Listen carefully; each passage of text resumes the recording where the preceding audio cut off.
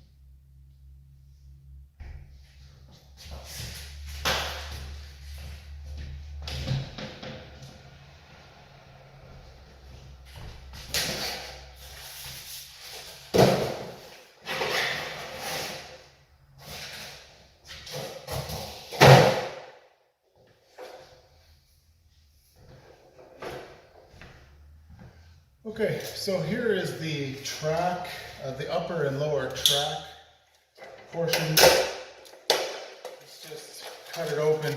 Now, because this was a special order, it came cut, pardon me,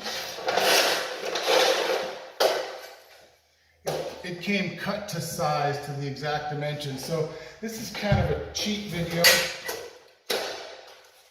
in that if you were to buy one off the shelf at your hardware store, it would just come in the widest length possible for how they build closets standard these days. And you might find that your particular closet is a little shorter or less wide than what these tracks, than the length of these tracks are. So you'd actually have to cut them down using either a hacksaw or a cut-off wheel on a grinder. So hopefully, if I measured correctly, these will install easily and simply into the space that's provided. If not, I might have to do a little trimming, and I'll show you how to do that.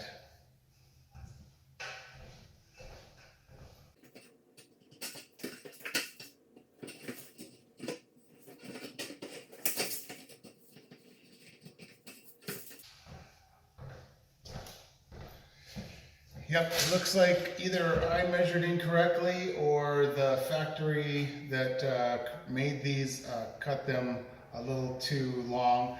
But I'm going to have to trim, maybe 1/8 of an inch off the end of it. So that might be beneficial for some of you who are thinking of doing this on your own and encounter a similar situation. Let me see if the bottom track works now, if it fits, or if it's going to be the same size.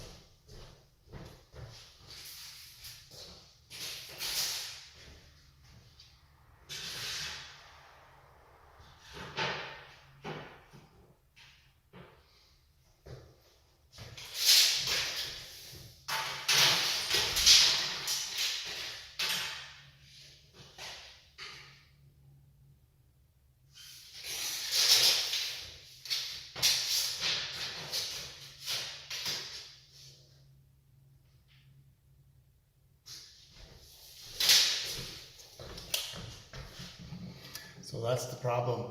The bottom measurement from left to right is 60 inches and a quarter. The top measurement is just a little less than 60 inches. So I made the cardinal mistake here of probably just when I initially measured it, of just taking one measurement, and I probably measured on the bottom. You should, when you're doing this, measure bottom, middle, and top, and then order the smallest measurement that you received. But I didn't do that apparently, so I have the pleasure of being able to cut this top frame piece, and I'll show you how to do that in just a second. Okay, I've moved outside because there's going to be some steel shards flying up from the grinding process as I cut this upper track down. What I've done here, as you'll see, is I put some tape around the end of the track. This is relatively straight. I've just eyeballed it, but it's about the 1/8 of an inch that I want to remove. And if I just follow with my cutoff blade the end of the tape, it should cut a nice straight line. So I've got safety glasses on already. Remember, if you're doing this on your own, put some safety glasses on if you don't already wear them, and be very careful when you're using this.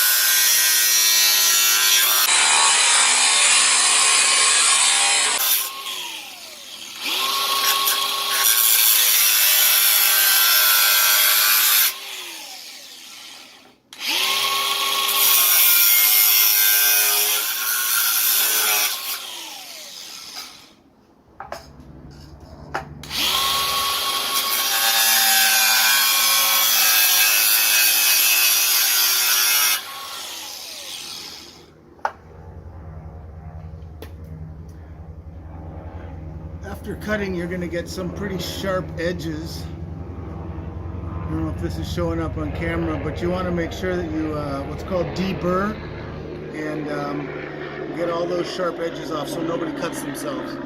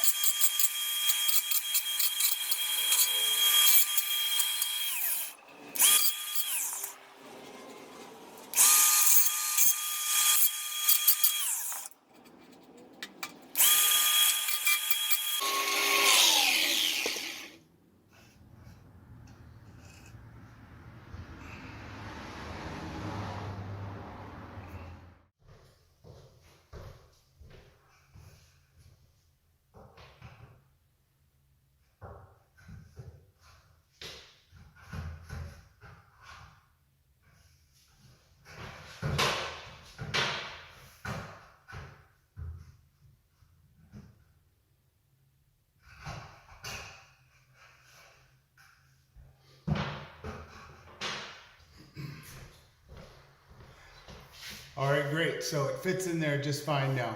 The next step is to get some screws and screw that track up into the top of the frame nice and securely.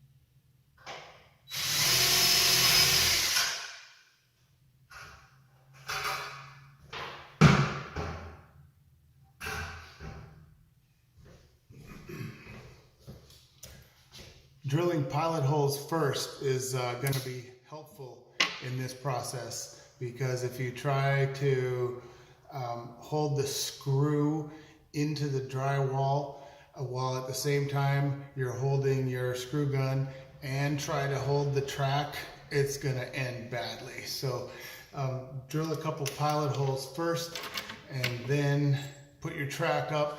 Put your screw into the pilot hole and screw away. It'll be much easier. Watch this.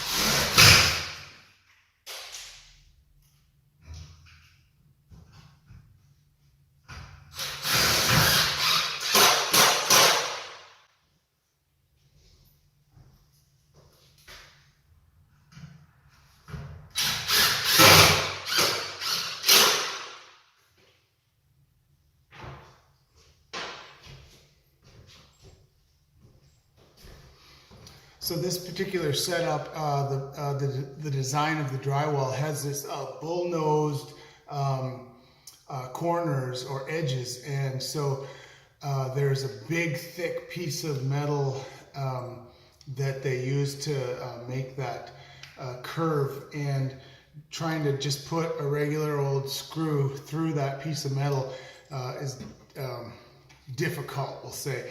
So it's probably best if I also put pilot holes through that metal. That way we won't have screws flying around like you saw that second or third screw go in.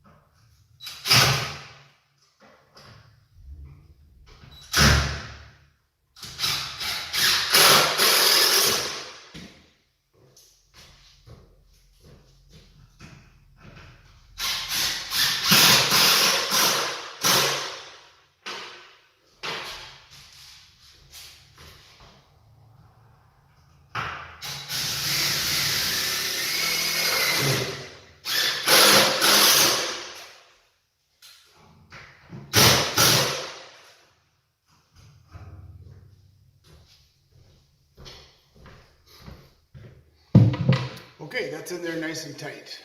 Next step, of course, is to put the bottom track on. So I'll show you how to do that next. Okay, I got down on my knees here and was about to put the bottom track down and show you guys how to attach it to the floor when I encountered my first problem. Let me show you what's going on here. On this side, we can see that this baseboard is about 2 inches from the end of the baseboard to the top corner. But on this side,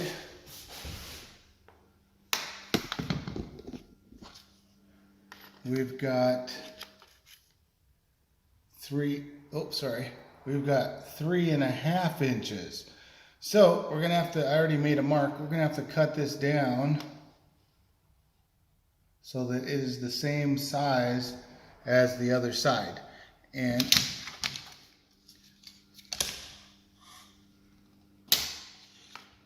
my mark was a little off. So this is where we're gonna cut it approximately right here. Just so we have a nice straight track from left to right before we install this.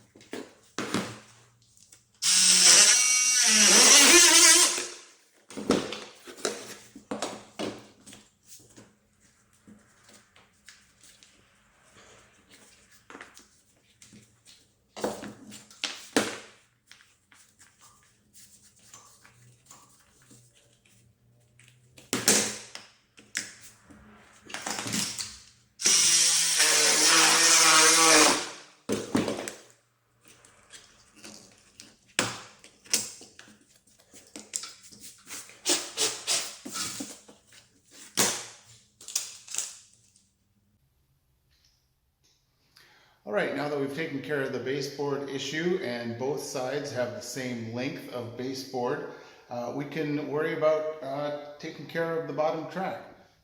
What you need to be careful of is the door will actually extend a bit beyond the track. And so if you install the track right up here, then the door is going to stop here and you'll have a gap between the bottom of this quarter round and the side of your closet. So you want to give enough room for the door to slide all the way to the wall, and in this case it's about a 1/4 inch. So you put that there at a 1/4 inch space, and then let's just mark here the middle of this space right here. And we'll do the same thing on the other side. Leave about a 1/4 inch in here, and then just mark the middle.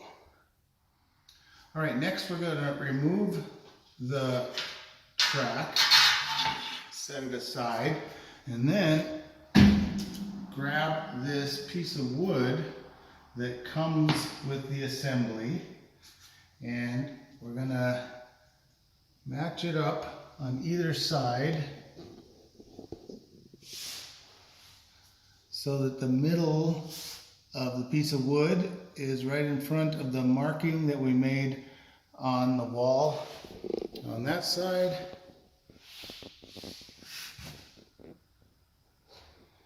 And on this side. The packaging came with these penny nails that you are supposed to pound through the wood into the floor below. Now the reason I'm using penny nails is because I know from using a drill bit and drilling a small hole underneath here that there is a wood floor, like a plywood subfloor underneath this, and it's not cement. If it were cement, you'd have to use cement anchors and a screw to hold this down. But because it's just plywood, it's easy to bang in with a hammer and nail.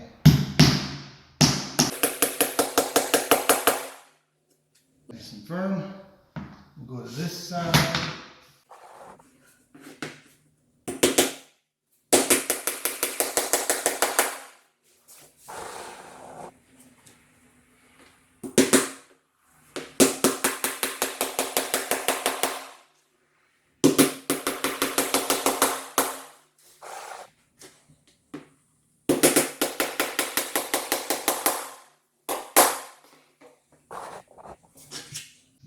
we can take our track and set it nicely on the piece of wood. And we can screw through a screw hole here, and there's one on the left, and there's one on the right. You can screw this down, and it'll be nice and secure in front.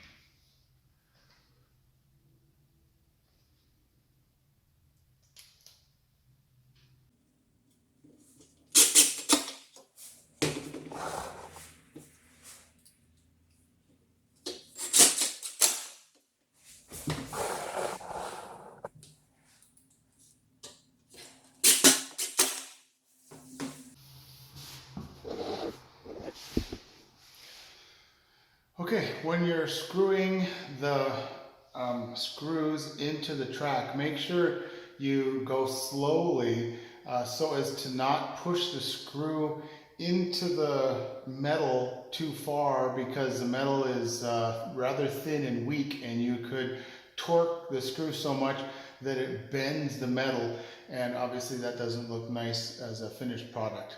So I'll show you what it looks like. There we have the track installed into the floor. And if we look up to the top,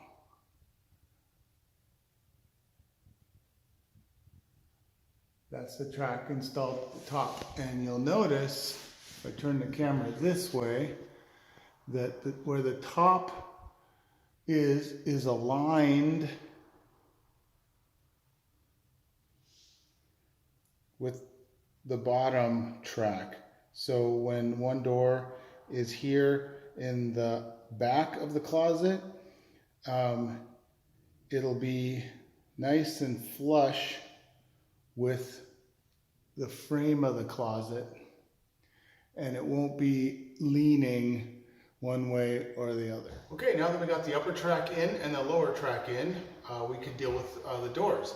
So the first thing you're gonna have to do with the doors is make sure that the wheels, which are already attached to the door, are extended, because they come from the factory kind of retracted into the frame. We need to extend them so that they'll actually be out far enough that they can rest into the bottom track.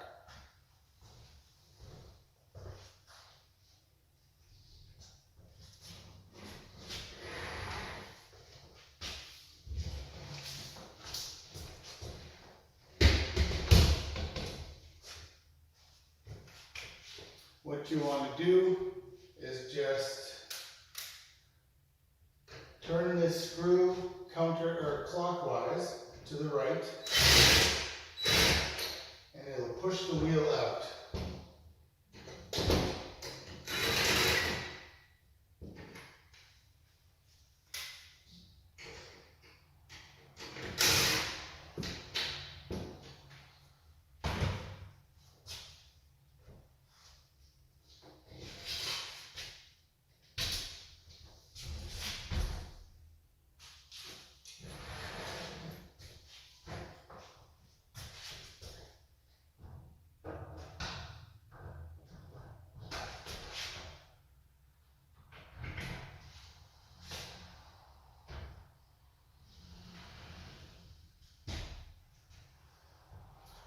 So you put the back you put the back door in first, and then you put the front door in. So we'll do the same to the front door, push the wheels out, and then slide it up and down onto the bottom track.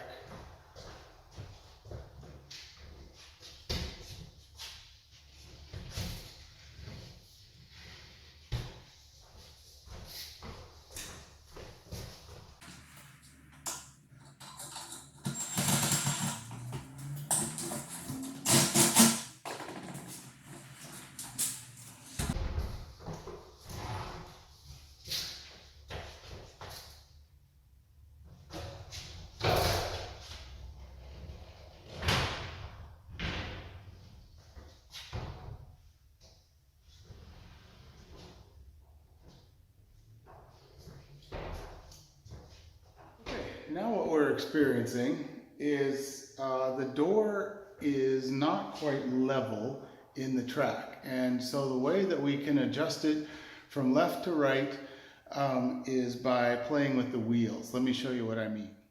So down here at the bottom right-hand corner of the door, you can see there's quite a gap, about maybe 1/2 to 3/4 of an inch. But as we travel up the door to the top, it's sitting flush. So the door is angled a little strangely, and we're gonna have to fix that. Okay, we're inside the closet now. Here's a shot of one of the wheels at the bottom of the door. And what we simply need to do to cause this door to sit properly so it is flush with the side of the closet frame is to just lift this side of the door up a little higher. And we do that by raising the wheel. So we just turn this clockwise, and it's raising, and now we can push it shut. Perfect. All right, the next step we want to do is put these little rubber bumpers on the ends of the doors so that if the doors get shut rather with a rather good amount of force, that they won't smash into the frame and they will bounce off these little rubber bumpers. So you just peel them off. They come in the package. Peel them off and stick them on.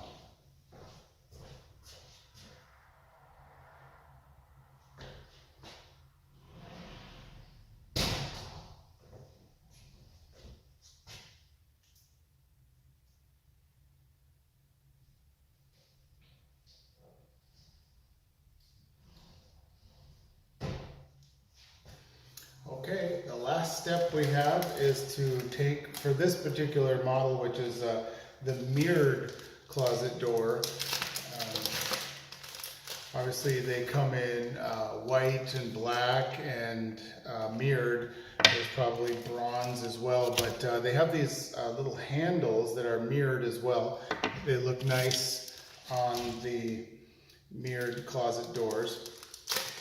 They come with the packaging. They're stuck with some tape to the back of the doors, and just a couple of handles here. They have double-sided tape on the back as well, so we just peel those off.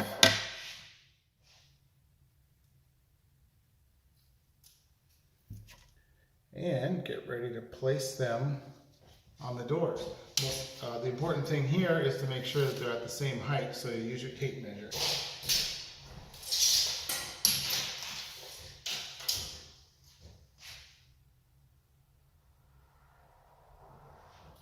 Typically you want the bottom of the handle at about 36 inches high and about 1.5 inches away from the side of the door.